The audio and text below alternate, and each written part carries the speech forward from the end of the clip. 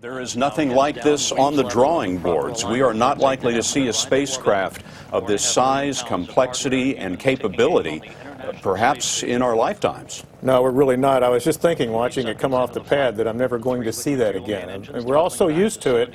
The shuttle is almost iconic in this country in terms of that winged orbiter that we're all so used to, and we're not going to see it again. It's quite a moment.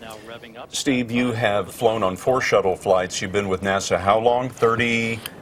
In one more week, it'll be 35 years. 35 years. What does this mean to you, seeing the last shuttle go?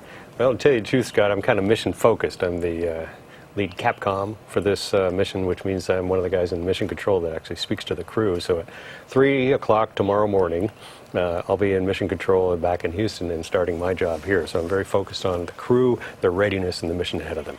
4 crew members on this flight. Only 4. Only 4, usually 7 on a shuttle flight. Why only 4? Well, the idea is normally when we launch a shuttle to the International Space Station, we have a rescue capability with another shuttle behind it. Well, clearly we don't have that now. And so if we do need to park these guys on the International Space Station, we'd have to bring them down on a phased series of Russian Soyuz spacecraft, and 4 is as many as we can handle. We're going to go back down to the live picture of the shuttle. We are 7 minutes after liftoff, and in about a minute or so, the main engines of the shuttle will shut down as planned, and the orbiter will be orbiting the Earth at, believe it or not, 8 times the speed of a rifle bullet. Bill Harwood, what will the astronauts be doing on this 12-day mission? It's a very important mission for the International Space Station, Scott. You know, they have some private companies trying to build unmanned cargo ships to take over for the shuttle to keep the supplies going to the space station to support a 6-person crew. They haven't flown yet. NASA's concerned that if they run into any technical problems, they'd like a little bit of a hedge against that, some insurance. This flight's going to take up enough equipment, really, to keep the station crew good for a full year through 2012 in case the commercial companies run into some problems.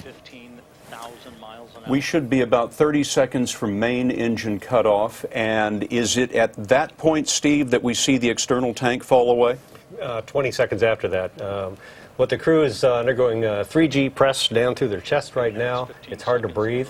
They're looking forward to that main engine cutoff, which means the rocket engines stop and the thrust stops, and you're now floating in space.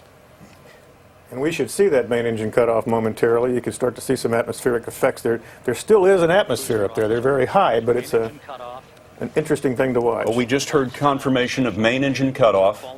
Let's wait for the external tank to separate from the orbiter. That's the orbiter at the top. You're looking at the bottom of the Atlantis, at the top of the screen, the bottom of the screen. There goes the external fuel tank falling away. The camera is literally on the external fuel tank. There goes the Atlantis rising into space. They are now safely in orbit, and it is the last time that anyone will ever see that. A very successful launch today.